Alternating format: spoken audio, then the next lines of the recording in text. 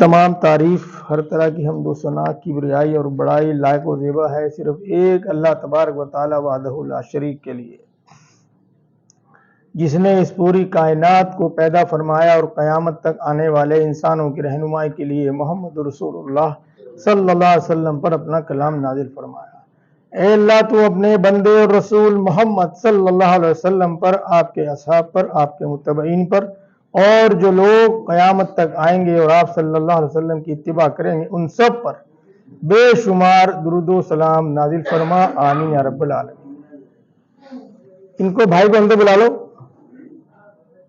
وہ جس بھائی کو ٹوپی چاہیے اندر آ جائے، وہ جن کو ٹوپی کی ضرورت ہے وہ اندر آ جائے۔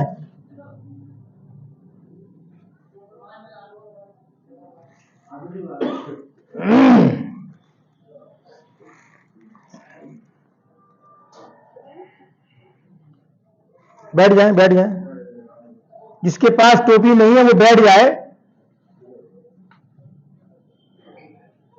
بنا ٹوپی کی نماز ہو جائے گی۔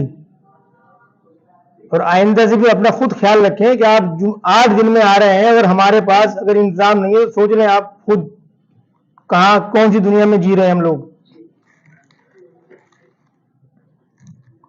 بزرگوں، دوستوں، بھائیوں، 1445 ہجری کا یہ شعبان کا مہینہ جس کی آج 26 تاریخ ہے، چند روز باقی ہیں اس مہینے کے اختتام پر اور نئے مہینے کے شروع ہونے میں۔ اس سے پہلے کہ میں اپنے خطبے کا آغاز کروں، ان تمام لوگوں سے جن کے روزے گزشتہ سال چھوٹ گئے کسی وجہ سے، تکلیف میں، سفر میں، بیماری میں یا کوئی وجہ رہی ہو، ان کو چاہیے کہ یہ چند دن باقی رہ گئے ہیں وہ پہلی فرصت میں ان روزوں کو پورا کریں۔ آج کے خطبہ جمعہ میں جو بات ہونی ہے وہ ہونی ہے مدد کے تعلق سے، ہمارا فوکس رہے گا انشاءاللہ۔ کچھ سوال رہیں گے اس تعلق سے جس کو آپ سب جانتے ہیں، جب ہم کسی کو تدفین کے لیے لے کے جاتے ہیں قبرستان میں تو ہر آدمی چاہتا ہے کہ میں میت کو کاندھا دوں۔ کیا وجہ ہے اس کی؟ اس کی وجہ یہ ہے کہ اس کو معلوم ہے کہ میت کو کاندھا دینا ثواب ہے، اس لیے وہ بڑھ چڑھ کر اس میں حصہ لیتا ہے۔ ہم میں سے جتنے لوگ یہاں موجود ہیں مجھ سمیت، کیا کبھی کسی نے زندہ کو کاندھا دیا؟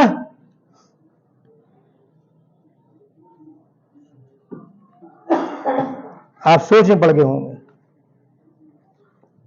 او بھائی، زندہ کو کاندھا دینا اس سے بڑا ثواب ہے۔ ہم نے یہ مزاج بنا لیا ہے کہ اگر کوئی مر جائے تب ہم اس کے گھر کی مدد کریں گے، یعنی ہم لوگ اس کے مرنے کا انتظار دیکھتے ہیں کہ ہم اس کے مر جائے تو اس کے گھر کی مدد کریں، اس کو کاندھا دیں۔ ہم میں سے کون ایسا بندہ ہے آج اس مسجد میں جس نے زندہ کو کاندھا دیا ہو، زندہ کو کبھی یہ سوچ کے مدد کی ہو کہ یہ اپنے پیروں پہ کھڑا ہو جائے؟ اگر ہے اس کا جواب یس میں تو وہ شخص قابل مبارکباد ہے، نہیں تو ہم کو اپنا مزاج بدلنا پڑے گا۔ آج کل ایک رواج اور ہے عمرے کا، لگاتار عمرے۔ بھائی اللہ نے آپ کو توفیق دیا، آپ نے حج بھی کر لیا، زندگی میں ایک دفعہ فرض ہے، آپ نے 1-2 عمرے بھی کر لیے، لیکن اب ہر سال عمرے کو جا رہے ہیں آپ، یہ رواج ہو گیا ہے۔ اور خاص طور سے رمضان میں کھوڑ لگی ہوئی ہے، نہیں صاحب میں آدھا رمضان وہاں گزاروں یا پورے رمضان وہاں گزاروں، آخری رمضان کے حصے وہاں گزاروں، ٹھیک ہے، رمضان میں عمرے کا ثواب کا انکار کسی کو نہیں، بے انتہا ثواب ہے. لیکن آپ کا رشتہ دار، آپ کا دوست، آپ کا احباب، آپ کا ملنے جلنے والا، آپ کا نزدیکی، اگر وہ زندگی محتاجی کی گزار رہا ہے اور آپ کو کوئی احساس نہیں، تو پھر تو بھائی ہم لوگ ڈیڈ ہو چکے ہیں. آپ کرتے رہیں عمرے، جاتے رہیں. ایک چیز اور میں بتانا چاہوں گا آپ سب کو، میرے پڑوس میں یا آپ کے پڑوس میں کوئی شخص ہے، وہ دیوبندی ہے، بریلوی ہے، شیعہ ہے یا برادران وطن ہے، کوئی بھی ہے، میں یا آپ اس کے مکلف نہیں ہے. اس کا جواب اللہ تعالیٰ کو وہ خود دے گا کہ وہ صحیح راستے پر ہے، غلط راستے پر ہے، تو وہ جانے. آپ کا کام، میرا کام کہہ دینا ہے بھائی ایسے نہیں ایسے کر لو، زبردستی ہے نہیں. اور بھائی اللہ تبارک و تعالیٰ نے دین میں زبردستی نہیں رکھی. دین میں ہم مسلکوں کے پیچھے پڑے ہوئے ہیں. زبردستی دین میں زبردستی نہیں ہے تو مسلک میں کہاں سے آ گئی؟ بتانے کا کام ہے بھائی صحیح بات یہ ہے، اب تمہاری بات ہے، مانو یا نہ مانو. تو میں بتانے یہ چاہ رہا تھا کہ میرے برابر میں یا آپ کے برابر میں کوئی دیوبندی ہے، بریلوی ہے، کوئی شیعہ ہے یا برادران وطن ہے، اس کا جواب اللہ تبارک و تعالیٰ کے سامنے اس کو دینا ہوگا، اس کو دینا ہوگا. لیکن اگر میرے گھر کے برابر میں یا آپ کے گھر کے برابر میں کوئی شخص ایسا ہے جو محتاج ہے، قرضدار ہے، پریشان حال ہے، اس کے یہاں کا بندہ کوئی ناگہانی آفت میں مبتلا ہے، جیل میں بند ہے یا کچھ بھی پریشانی اس کو لاحق ہے، تو اس کا جواب اس کے پڑوسی کو دینا ہوگا، یعنی مجھے دینا ہوگا اور آپ کو دینا ہوگا. کہ کیا ہم نے کبھی احساس کیا کہ یہ پڑوس میں بسنے والا ہمارا بھائی کس پریشانی میں ہے، کس الجھن میں ہے؟ میرے بھائیوں، دوستوں، بزرگوں، نہایت ہی احترام کے ساتھ میں آپ سب سے درخواست کرتا ہوں، اللہ کے واسطے اپنے مزاجوں کو ہم بدلیں. میت کو کانڈا دینا ثواب ہے،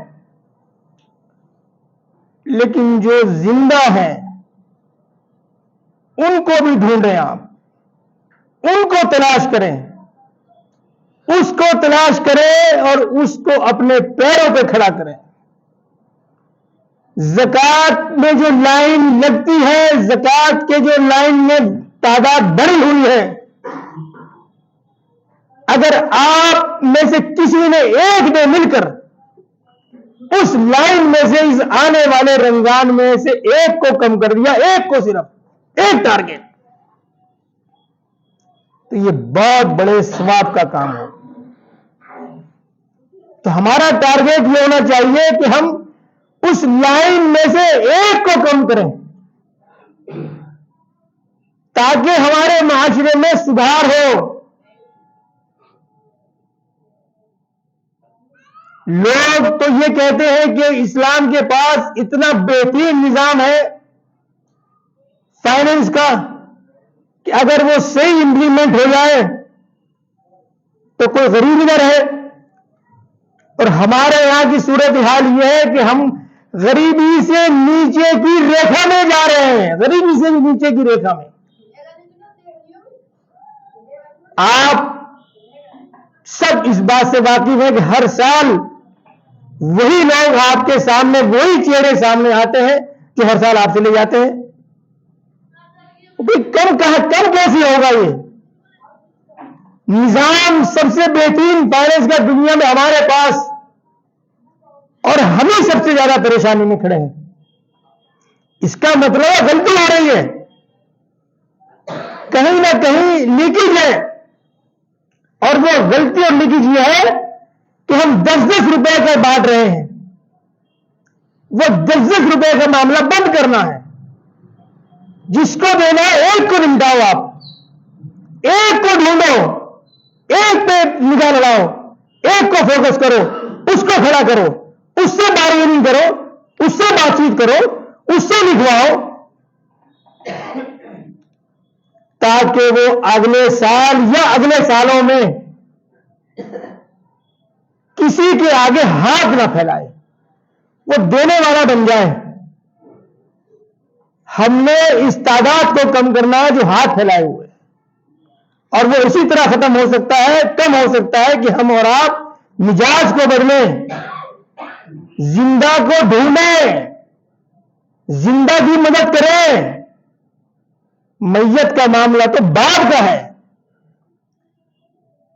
کعبے کے رب کی قسم ہے، میت کو کاندھا دینا ثواب ہے، لیکن زندہ کو ڈھونڈ کے تلاش کر کے اس کو کاندھا دینا، اس کو اپنے پیروں پہ کھڑا کرنا بھی ثواب ہے۔ آنے والے رمضان چند دن باقی ہیں، بہت مختصر وقت ہے۔ میں پچھلے 2 ہفتوں سے اس بات کو ہائی لائٹ کر رہا ہوں۔ ایک تو یہ کہ جن کے روزے 1 یا 2 جو بھی باقی ہیں وہ پورے کریں، اور اس آنے والے رمضان کو اپنی زندگی کا آخری رمضان سمجھتے ہوئے کوشش کریں اس بات کی کہ مومن وہ ہے جو دوسرے کی تکلیف کو دیکھ کر بے چین ہو جائے اور اس سے جو کچھ بن پڑ سکتا ہو اپنی حیثیت کے مطابق وہ اس اپنے بھائی کی مدد کرے، اس کے سامنے آگے آئے، تاکہ وہ بھی اسی سماج کا حصہ بنے اور آپ کے برابر کھڑا ہو سکے۔ یہ مجھے اور آپ کو کوشش کرنی ہوگی۔ کاش یہ بات دوسروں تک بھی پہنچے۔ اگر آپ نے کسی ایک کو کھڑا کر دیا، کیا معلوم وہی بندہ آخرت میں ہماری نجات کا ذریعہ بن جائے۔